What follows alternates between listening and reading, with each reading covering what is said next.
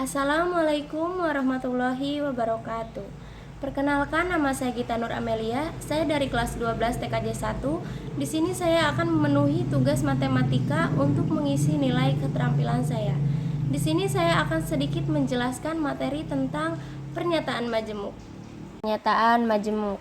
Pernyataan majemuk merupakan pernyataan yang mengandung lebih dari satu pernyataan tunggal. Diperlukan penghubung antar pernyataan-pernyataan tunggal. Di sini ada 3 contoh pernyataan tunggal. Yang pertama, 2 adalah bilangan genap. 2 adalah bilangan genap ini adalah pernyataan tunggal yang nilai kebenarannya itu benar. Yang kedua, 2 adalah bilangan prima. 2 adalah bilangan prima ini juga adalah pernyataan tunggal yang nilai kebenarannya itu juga benar. Yang ketiga, 3 adalah bilangan ganjil. Ini adalah pernyataan tunggal yang nilai kebenarannya itu salah. Kemudian dengan menggunakan kombinasi dari 3 pernyataan tersebut, kita dapat membentuk pernyataan majemuk. Misalnya, 2 adalah bilangan genap dan bilangan prima. Jadi tersusun atas 2 pernyataan tunggal, yaitu 2 adalah bilangan genap dan bilangan prima. Jadi ini tuh tersusun atas 2 pernyataan tunggal dan menggunakan kata penghubung dan. Yang kedua, 2 adalah bilangan genap atau bilangan ganjil.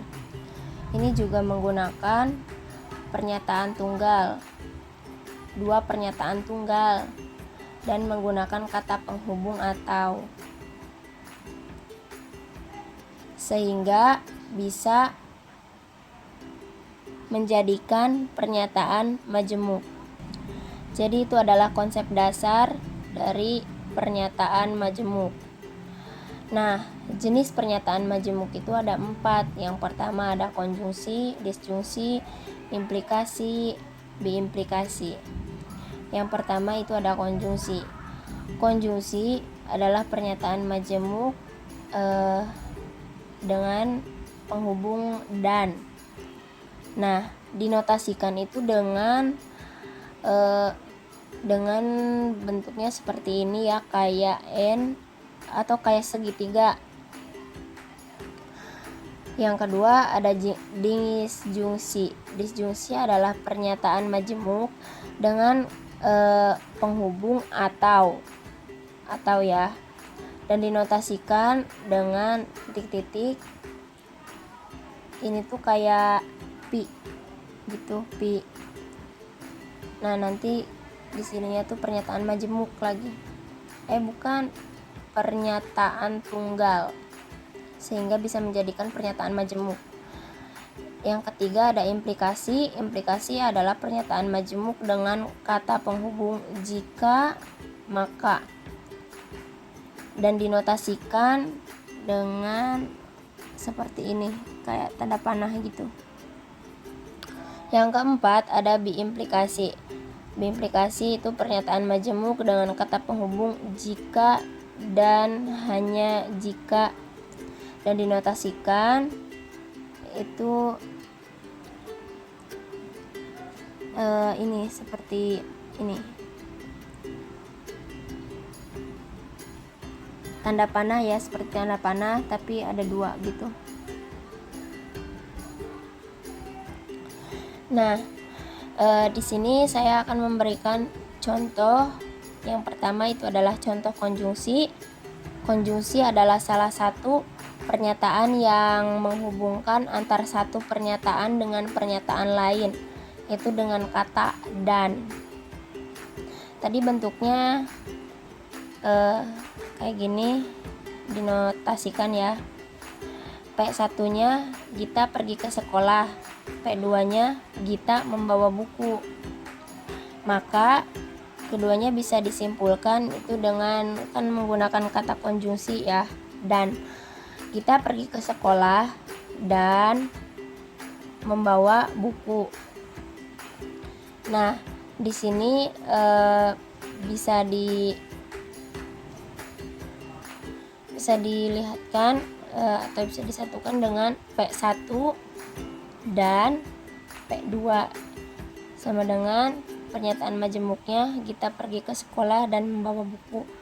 Yang kedua itu ada diskonjungsi. Diskonjungsi itu adalah salah satu pernyataan penghubung antar satu pernyataan dengan pernyataan lain dengan menggunakan kata atau bentuknya kayak gini seperti pi. Contohnya P1 paus adalah mamalia, P2 nya paus adalah herbivora. Nah, disimpulkannya bisa menjadi udah jadi pernyataan majemuknya paus adalah mamalia atau paus adalah herbivora, dan disimpulkan menjadi P1 atau P2 ini kayak gini ya. Yang ketiga ada implikasi. Implikasi itu adalah hubungan antara dua pernyataan di mana pernyataan dua merupakan konsekuensi logis dari pernyataan pertama. Ya, itu implikasi itu adalah itunya tuh jika titik-titik maka. Di sini saya akan memberikan contohnya. P1-nya itu Cici akan sembuh dari sakit. P2-nya Cici pergi ke sekolah. Nah, bisa disimpulkan atau bisa sudah menjadi kalimat majemuk. Jika Cici sembuh dari sakit, maka Cici pergi ke sekolah. Nah, ini implikasinya itu jika sama maka. P1 dilambangkan. Nah, ini tuh jika, makanya tuh lambangnya kayak tanda panah gitu. P2 gitu. Yang keempat ada biimplikasi. Biimplikasi adalah suatu pernyataan majemuk dengan premis 1 dengan premis 2 atau pernyataan P atau Q yang dihubungkan jika dan hanya jika. Sini contohnya P1 wanita mendapatkan nilai A dan P2 wanita rajin belajar. Bukan wanta ya. Maaf Pak. Konsekuensinya atau kesimpulannya wanta mendapatkan nilai A jika dan hanya wanta rajin belajar. Nah, bisa dilambangkan atau dirumuskan seperti ini. P1 jika dan hanya jika. P2 seperti itu. Sekian penjelasan materi dari saya. Mohon maaf apabila ada materi yang kurang jelas. Mohon dimaklumi karena di sini saya masih belajar. Terima kasih atas perhatiannya. Wassalamualaikum warahmatullahi wabarakatuh.